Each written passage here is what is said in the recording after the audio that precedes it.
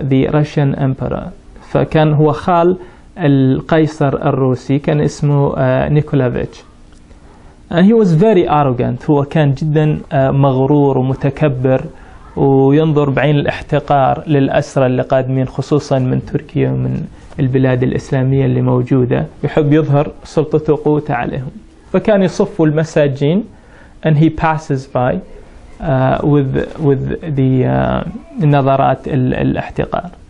فكان يمشي بين الخطوط. he was walking by and everybody was standing up of course. يعني هو كان القائد العسكري، هو خال القيصر، فالكل كان خايف منه والكل كان واقف إلا في واحد كان جالس على الأرض and he was shocked. فنظر له هيك بديع الزمان كان جالس على الأرض، ما وقف لخال القيصر. فقال له ليش ما تقف؟ الكل واقف، يعني ايش معنى أنت مو واقف احتراما لي؟ قال له أنا أتبع تعاليم ديني. I'm following my religious teachings. قال له شنو تعاليم دينك؟ قال له إنه أنا إنسان مؤمن. I have faith and believe in my heart. And you are a disbeliever who's fighting religion. And if I stand up for you, this means I will disrespect my belief because you don't have belief and faith and you are fighting to break that faith. And I have faith, so if I stand for you, I will surrender for you. So it's a disrespect to my religion. Of course, that general, he took it, he was shocked and he felt that he was insulted. So he told him, okay, you are insulting me and insulting my empire and insulting my army. فكثير تعصب من هذا الشيء وأمر أنه يعملوا له محاكمة عسكرية. A military, take him to a military court and accuse him of disrespecting the Russian army and the Russian emperor and saying things that are insult for them. Of course, everybody, all his friends, all the other prisoners who were from, at that time, Austria and other countries were with them, all in one prison, and they were يترجوا بديع الزمان إنه يعتذر من هذا القائد لأنه أكيد راح يعدم. وناس كان يحبوه كثير. People used to love him because he was such a pious man who spent his nights reciting Qur'an and praying and having very good relationship with people. فالكل حتم يعني إنه خلاص إنه راح يقتل وإنه هذا الشيء راح يسبب خسارة لهم. وفعلا شكلوا محكمة عسكرية. So they made a military court and they brought him in and they accused him of insulting the emperor and then they decreed that he should be executed. فحكموا عليه بالإعدام. It was a big shock for his people and of course pride for the other Russian army. So they took him to execute him. فأخذوا حتى يقتلوا. And before executing him, he asked them for 15 minutes. He said, just give me 15 minutes. I want to pay my dues to my Lord. أنا أريد أني أريد أدي واجبي تجاه ربي. قالوا له okay 15 minutes, take 15 minutes, it's okay. فهو حب أنه يصلي لله في لحظاته الأخيرة because death is imminent at that point of time.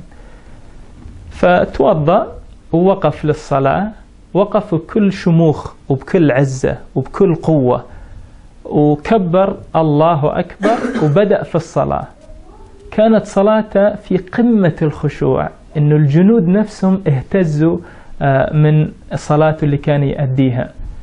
وهو يصلي الجنرال كان يراقب كل الوضع اللي موجود وكان يحس برهبة موجودة داخله تجاه هذا الشخص اللي ما يعرفه. حاول, so he tried to get rid of that inner feeling but he couldn't. So he stepped down and he went to him as soon as he finished prayer and he apologized to him.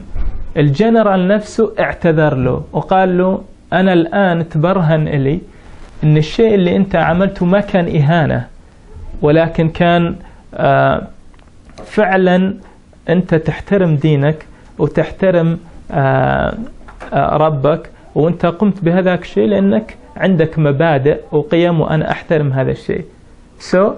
سامحه وعفى عنه. هذا الشيء أعطاه قوة في السجن، وصارت الناس تتقرب منه أكثر، وصار فيه حتى أنه يأخذ أوقات أطول للصلاة وللعبادة. بعد فترة نقلوهم إلى منطقة أخرى في التتار مسلمين أغلبهم بعد ما هاجموا الدولة الإسلامية وقصة هولاكو، بعدين دخلوا في الإسلام. So there is big regions in Russia, Muslim regions there in Russia and in China.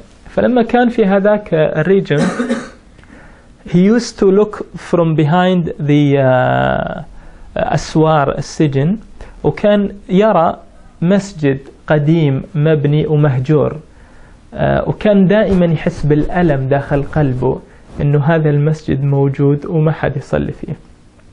وبما إنه كان عنده مكانة بين الناس في هذاك الوقت بعد ما الجنرال عفى عنه، طلب منهم إنه يروح يصلي في هذاك المسجد. So from time to time they used to let him go and pray in that mosque. وكان هذا الشيء it used to fill his spirit until a day in which the Bolshevik revolution happened in 1918 towards that time, and he was freed with many people because the revolution came, and those revolutionists, they were against the monarchy which was before, and they were releasing all people in jails and stuff, and there was a chaos, and he was able to escape, and he walked from Siberia to Turkey.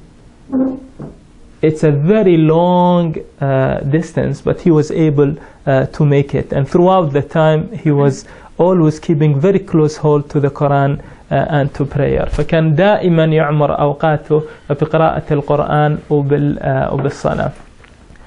He arrived to Turkey in 1918 in that year, and at that time he was very famous because he was very well known before, and people knew about الجهاد اللي كان يجاهده وبقصته في الأسر كل هالأشياء. فحتى الخليفة الإسلامي السلطان في هذاك الوقت خرج مع الناس للقائه والاحتفال فيه. So all this was at the time of relative ease before the revolution happened in 1920 around 22 لما استولى الجيش على تركيا, and then laicity became, and those people tried to enforce with full strength to remove religion from Turkey and make it a laïc country. But they went too far to the extent that they prevented people from doing adhan, they prevented people from spreading any knowledge of Islam and specifically the Quran, to the point that the government at that time changed the language. So things used to be written with Arabic letters. So the old Turkey used to be written with Arabic letters, and after that revolution started to use the Latinic letters. So there was an attempt at that point of time to wash out all the religious studies and all the Quranic knowledge as what the British minister said, that we should cut the Quran from people. So at that point of time, this scholar felt that this is the time to defend the Quran and to defend Islam. And the only way that my nation will keep Islam, the only way to protect Islam is by spreading the teachings of Quran. So alone, he started to write what they call it Rasail al-Nur. Later on, he named it Rasail al-Nur, which are contemplation about the Quran. تدبر في القرآن الكريم فقط. At that time, كانت تهمة, just by talking about the Quran or talking about religion, it's enough to get you to be executed. And he was caught among many people in 1926, and thousands of people were executed, thousands. and he was in one of the courts, and they asked him directly that we accuse you of spreading Islamic teachings. And he stood up and say, listen, the previous government that used to be here, which you call it now طغيان, or you came to remove it, they used to fight the knowledge and the intellect. So you say that they were backwards and they were very traditionalist, and they used to live in the mentality of the dark ages. So you claim that they fight the intellect, but you are fighting life. You're just coming to kill people. And what is the difference between you and those people? And the judge, he was astonished. He couldn't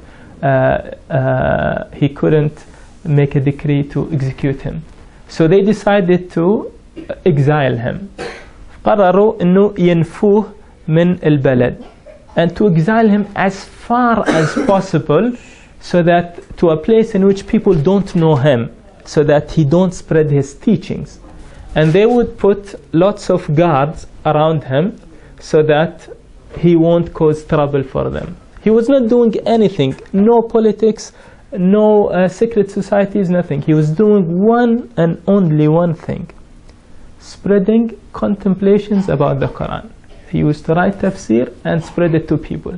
That's the only way for him to convey the message of Islam at that point of time. So they exiled him to a place called Bala in Turkey, where nobody knows about him, because he used to be living in the east. So they exiled him somewhere in the west.